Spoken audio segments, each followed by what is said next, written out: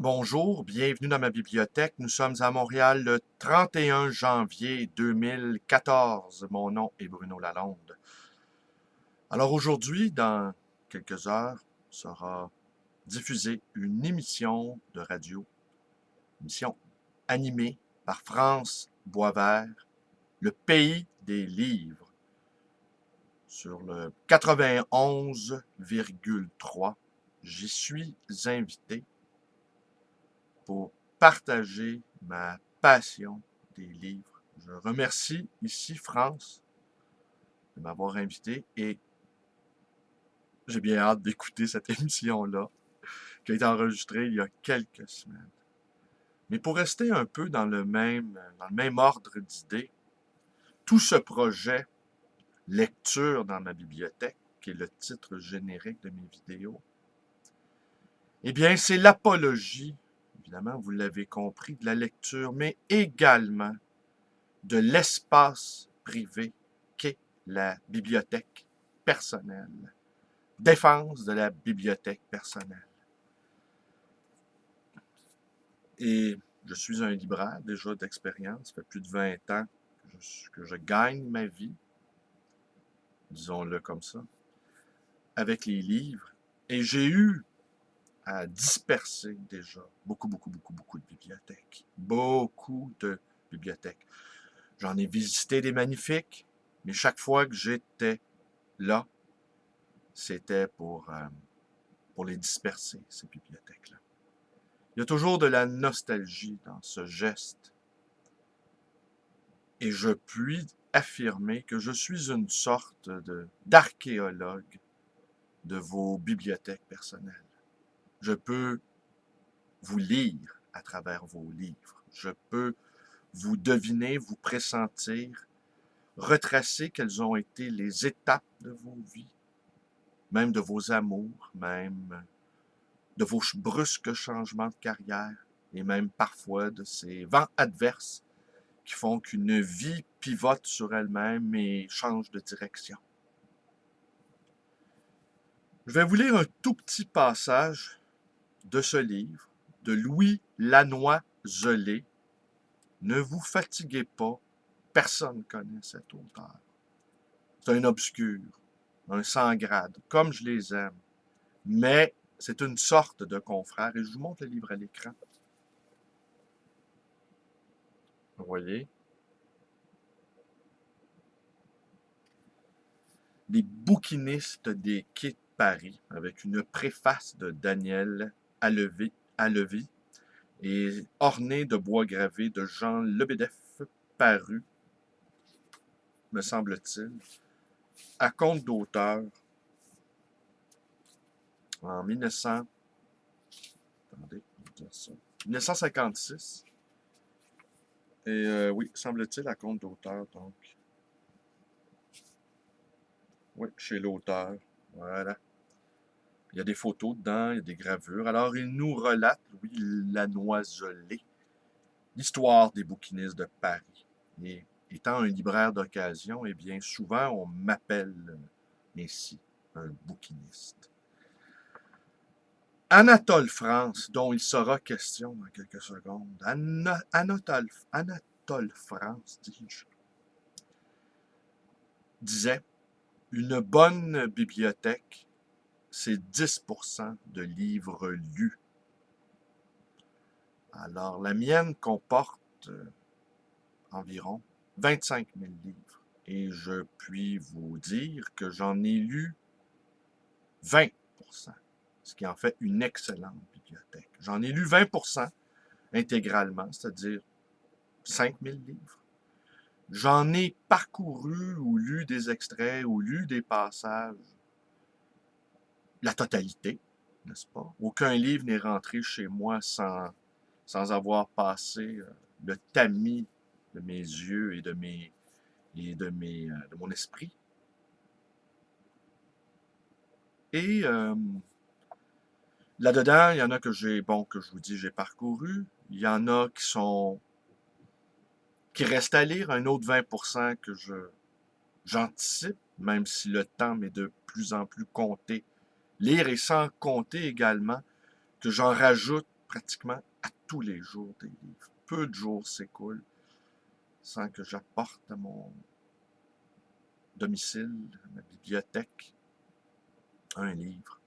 Je dirais que j'ai besoin de livres pour vivre. Il y a également un 20% qui n'est pas fait pour être lu, pièces de collection, monographie de peintre ou livres que je suis juste content de posséder. Et sans doute un 20% de bois mort que je vais élaguer à un moment donné. Alors, on va rester avec un grand bibliophile, Anatole France, un écrivain qu'on ne lit plus guère aujourd'hui. Et certains lecteurs fort avisés me disent que c'est une injustice. Je ne le sais pas.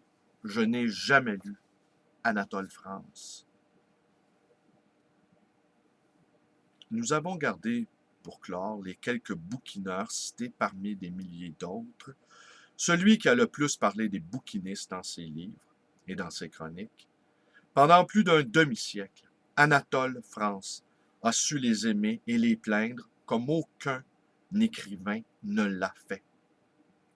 Il est vrai que tout enfant, de la boutique de son père, 9 rue Malaquais, il pouvait voir les étalagistes apporter chaque matin sur leur charrette les petites boîtes pleines de livres, les installer sur le parapet et attendre patiemment pendant de longues heures, sous toutes les saisons, le passant qui peut devenir un client.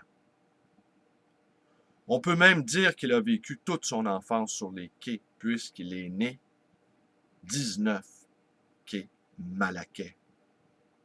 Toute sa vie, il fut l'ami sincère et désintéressé des gagnes petits des quais. Même quand il fut arrivé au sommet de la fortune et des honneurs, et qu'il habitait Villa Saïd, il ne se passait pas une semaine sans qu'il vînt faire une promenade le long de la Seine. Ses flâneries chez les marchands d'estampes et les bouquinistes lui rappelaient ses souvenirs d'enfance. Il venait là à la recherche du petit Pierre.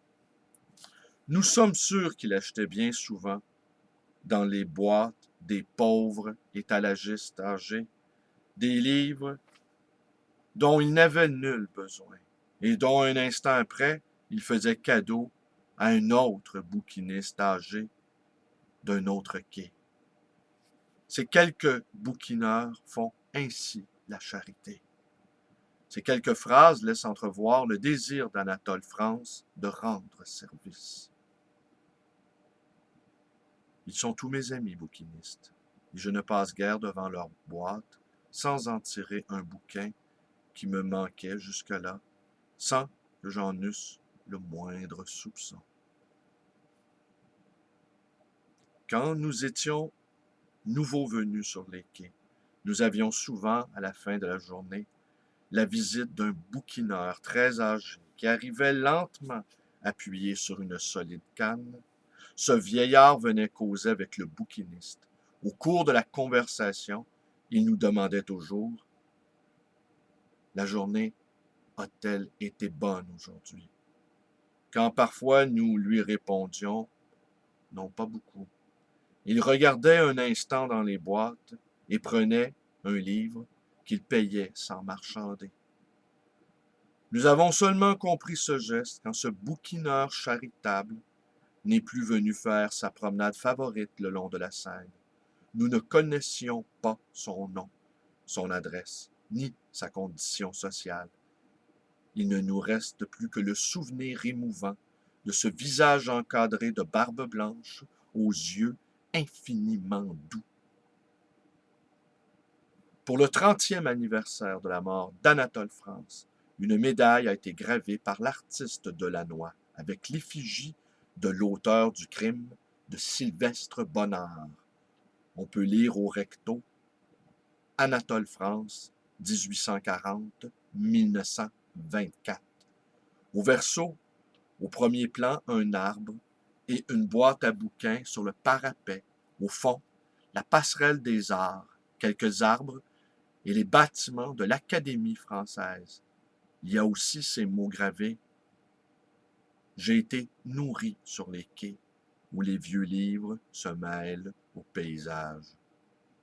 Le graveur de Lannoy ne pouvait faire mieux pour la mémoire d'Anatole France que d'associer celui-ci au bouquiniste des quais de Paris. Voilà, vous vous doutez bien qu'en tant que collectionneur de livres, j'accorde un soin particulier à tous les livres concernant les livres concernant les bibliothèques et les mémoires, fort rares, parce que la majorité des libraires d'occasion ou d'anciens ou de livres neufs, outre le fait qu'ils ne sont pas de grands lecteurs pour la majorité d'entre eux, ne sont pas également des gens qui écrivent. Et ces livres-là, de libraires qui ont écrit, sont très rares et fort prisés de votre humble serviteur. Alors, dès que j'en vois un, dès que je fais des recherches inlassablement sur le net afin de trouver ces perles rares, ces témoignages de libraires, eh bien, je n'hésite pas. Je m'emporte acquéreur et je le lis avec une avidité qu'on pourra juger de bonne aloi. De bonne aloi, selon la formule de John Gianta. Là-dessus, je vous souhaite une bonne journée et je vous invite à aller écouter cette émission où France Boisvert m'a invité. Le Pays des livres, qui est diffusé le vendredi à 11h30 le matin sur les ondes de Radio Ville-Marie 91,3. Merci et bonne journée à tous. Vous connaissez la suite. Et puis si vous ne la connaissez pas, je me fie à votre sagacité. Bonne journée.